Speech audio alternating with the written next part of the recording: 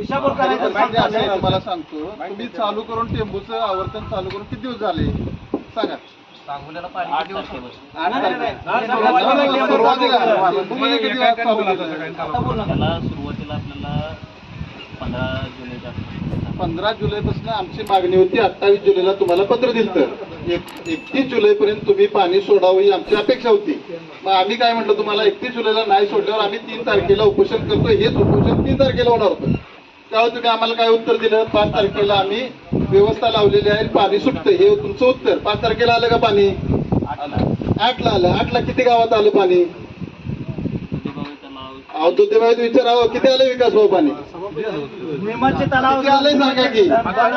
मागणी किती आहे बघा त्यांची. तुम्ही पाणी किती सोडलंय बघा. राहू दे. दुधेबाई टेलला का कर्लाटी टेलला? माझ्या साहेब हो राहू. दुधेबाई टेलला का ऐका माझं कर्लाटी टेलला तेवढं सांगा मला. त्या म्हणजे त्या म्हणून सांगते, पण तेल कुठला आहे?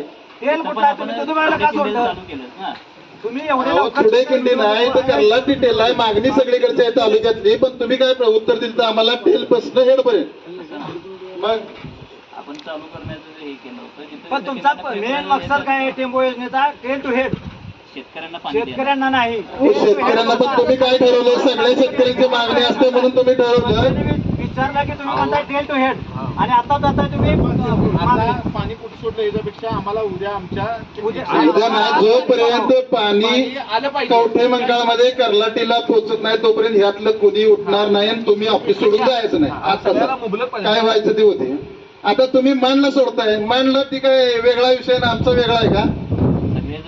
अहो काय राजकीय प्रेशर तुम्ही हे सगळं काम चालू आहे. सगळ्यांना कळतंय. तासगावला पाणी कमी पडत नाही, आटपाडीला पाणी कमी पडत नाही, सांगोलला पडत नाही, मानला पडत नाही. आमच्या कवट्याचा काय विषय हो? चुकीचं का लागलाय उत्तर द्यायला? घ्या. कमी पडत नाही असा प्रश्न नाही. आपण सगळीकडे पाणी चालू आहे. तासगावला चालू आहे, घाटमाथ्यावरती. पाऊस कमी पडतोय म्हणून चालू आहे का? सर्वे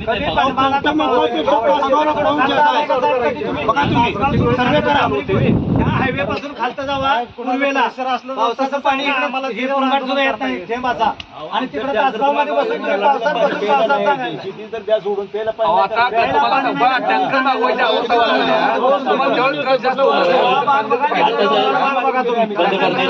परिस्थिती सांगतो.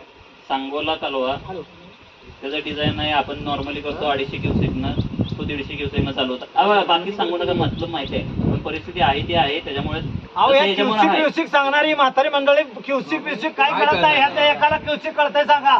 कशाला क्युसिक सांगताय तुम्ही? क्युसिक सांगू नका. पाणी कधी सोडताय ते सांगा. क्युसिक सांगू नका. क्युसिक तुम्ही अभ्यास तुम्ही केला, आम्ही केला नाही त्याचा. 25 तारखेला आपला कालवा चालू होईल. 25 नाही. आम्हाला पाणी आज सोडताय का सांगा फक्त. आज आपला सध्या येत नाही. नियोजन होतं म्हणून सांगताय. आज 25 तारीख सांगताय. 20 दिवसामध्ये इथं पावसाचं असं आहे की डोक्याची केस भिजत नाही. एवढा पाऊस येतोय. पिकं राहतील का? तुमचं 25चं पाणी कुठल्या माळावर सोडायचं सांगा. पिकं शेवटच्या टप्प्यात पाण्याला आलेल्या पिकाचं तुम्ही 25ला पाणी, 5चं पाणी 25ला सोडायला लागला. वैयक्तिक तुमच्यावरती आमचं काय नाही. आम्हाला पाणी पाहिजे ह्या मुद्द्यावर आम्ही बोलतोय. तुम्ही काय आमच्या शेजारचं बांधायला बांधणार पाण्याची मतलब फक्त नसेल तर तुम्ही 25 तारखेपर्यंत मुक्काम इथंच ठोका. आम्ही पण इथंच बसतो.